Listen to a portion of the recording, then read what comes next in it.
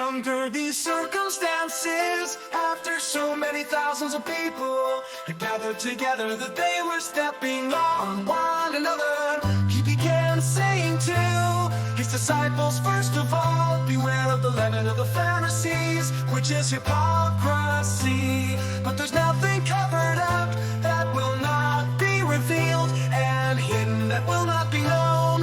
Accordingly, whatever you have said in the dark will be heard in the light, and what you whispered in the inner realms will be proclaimed upon the housetops. I say to you, my friends, do not be afraid of those who kill the body, and after that have no more that they can do. But I will warn you whom to fear. Fear the one who, after he is killed, has authority to cast into hell. Yes, I tell you, fear him.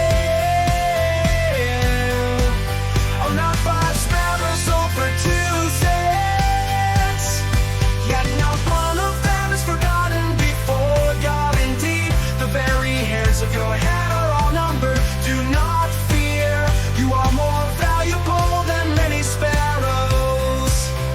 And I say to you, everyone who confesses me before men, the Son of Man will confess him also before the angels of God. But he who denies me before men will be denied before the angels of God. And everyone who speaks a word against the Son of Man, it will be forgiven him. But he who blasphemes against the Holy Spirit, it will not be forgiven him. When they bring you before the synagogues and the rulers and the authorities, do not worry about how or what you are to speak in your defense or what you ought to say, for the Holy Spirit will teach you in that very hour what you ought to say.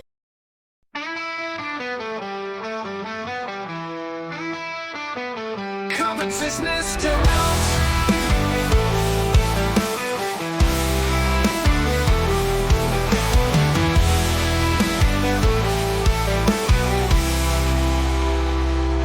Someone in the crowd said to him, "Teacher, tell my brother to divide the family inheritance with me." But he said to him, "Man, who appointed me a judge or arbitrator over you?" Then he said to them, "Beware and be on your guard against every form of greed.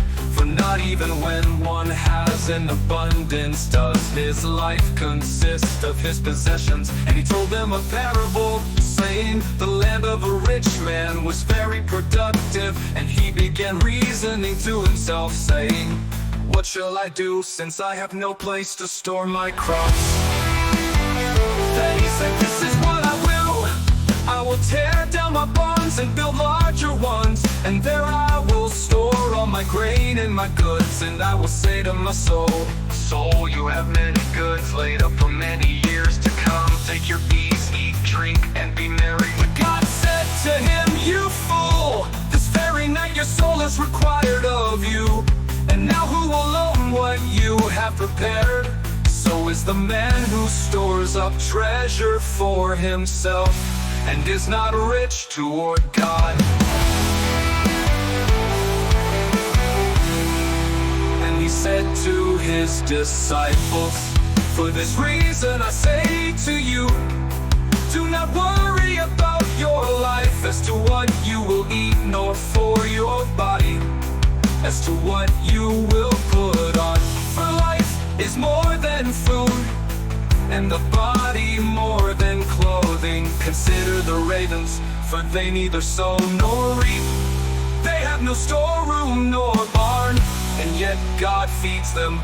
How much more valuable you are than the birds, and which of you by worrying can add a single hour to his lifespan? If then you cannot do even a very little thing, why do worry about other matters? Consider the lilies, how they grow, they neither toil nor spin. But I tell you, not even Solomon in all his glory clothed himself like one of these. But if God so clothes the grass in the field, which is alive today and tomorrow is thrown into the furnace, how much more will he clothe you? You men of little faith, and do not seek what you will eat, you will drink, and do not keep worrying. For all these things the nations of the world eagerly seek, but your Father knows that you need these things. But seek His kingdom, and these things will be added to you. Do not be afraid, little flock, for your Father has chosen gladly to give you the kingdom. Sell your possessions and give to charity. Make yourselves money belts which do not wear out, an unfailing treasure in heaven, where no thief comes near, nor moth destroys. For where your treasure is, there your heart will be also.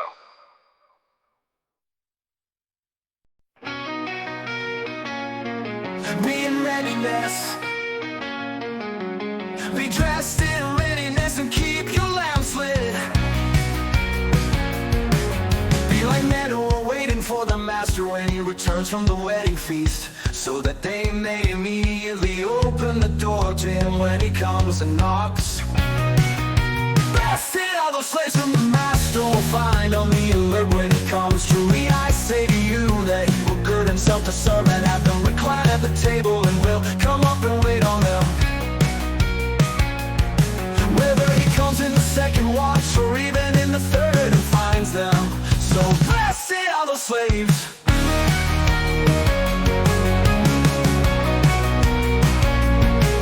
But be sure of this, that if the head of the house had known at what hour the thief was coming, he would not have allowed his house to be broken into. You to be ready, for the Son of Man is coming at an hour that you do not expect. Peter said, Lord, are you addressing this parable to us or to everyone else as well? And the Lord said, who then is the faithful and sensible steward whom his master will put in charge of the servants to give them the rations at the proper time? Blessed is the slave whom his master finds so doing when he comes. Truly I say to you that he will put him in charge of all his possessions. But if that slave says in his heart, my master will be a long time in coming, and begins to beat the slaves, both men and women, and to eat and drink and get drunk, the master of the slave will come on a day when he does not expect him, and at an hour he does not know, and will cut him in pieces and assign him a place with the unbelievers. And the slave who knew his master's will and did not get ready or act in accord with his will receive many lashes. But the one who did not know it and committed deeds worthy of a flogging will receive but few. From everyone who has been given much, much will be required, and to whom they entrusted much of him, they will ask all the more.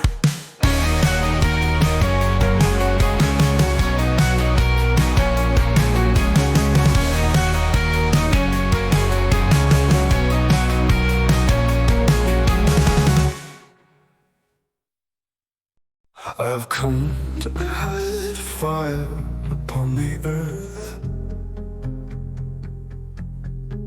and how I wish it were already kindled.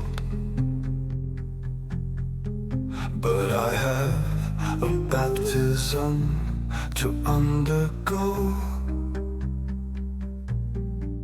and how distressed I am until it is accomplished. Do you suppose that I came to grant peace on earth? I tell you, no, but rather division. For from now on 5 members in one household will be divided, 3 against 2 and 2 against 3. They will be divided, father against son and son against father, mother against daughter and daughter against mother, mother-in-law against daughter-in-law, and daughter-in-law against mother-in-law. And he was also saying to the crowds, when you see a cloud rising in the west, immediately you say, a shower is coming, and so it turns out. And when you see a south wind blowing, you say it will be a